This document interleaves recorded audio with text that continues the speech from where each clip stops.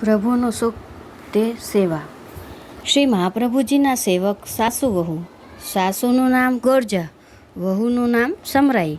વહુ બહુ ભોળી, પણ પ્રભુમાં તેનો અખૂટ પ્રેમ. બંને હળી મળીને શ્રી દામોદર લાલજીની સેવા કરતા હતા. એક વખત બાજુના ગામે શ્રી મહાપ્રભુજી પધાર્યા. ગોરજાએ સમરાઈને કહ્યું, તું આપણા પ્રભુને સંભાળજે. પહેલાં હું દર્શન કરી આવું, પછી તું જજે. ગોરજા દર્શન કરવાના બાજુના ગામમાં ગયા.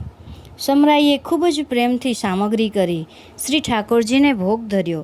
જ્યારે તે ભોગ સરાવા ગઈ ત્યારે તેણે જોયું કે ધરેલી બધી સામગ્રી જેમની તેમ છે. તેને લાગ્યું કે મારો કંઈ અપરાધ થયો છે, તેથી શ્રી ઠાકોરજી રાજભોગ આરોગ્યા નથી. તેણે બધી સામગ્રી ગાયોને ખવડાવી, ફરી નવી સામગ્રી બનાવી, રાજભોગ ધર્યો.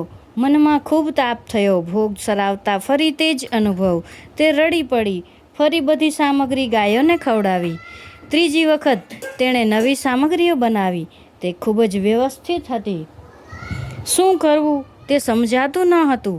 તેણે ત્રીજી વખત રાજભોગ ધર્યો. તે ટેરો લેવા ગઈ. શ્રી દામોદરલાલ સાક્ષાત દર્શન આપી તેનો હાથ પકડી આજ્ઞા કરી, સમરાઈ સામે બેસ. હું આરોગું છું તેની ખાતરી કર. આજે 2 વખત હું રાજભોગ આરોગ્યો છું, હવે ત્રીજી વખત પણ આરોગીશ. તો પ્રભુ સામગ્રી ઘટતી કેમ નથી? હું આરોગવું તે ઘટે કોઈ દિવસ? તું ખાતરી કરી લે. ત્યારથી શ્રી મહાપ્રભુજીની આજ્ઞાથી સમરાઈ શ્રી ઠાકોરજીના શ્રીઅંગની સેવા કરતી. ગોરજા સેવામાં સહાય કરતા. સેવા એટલે પ્રભુને રીઝવવા. શિવલ્લભાધીશ કી જય.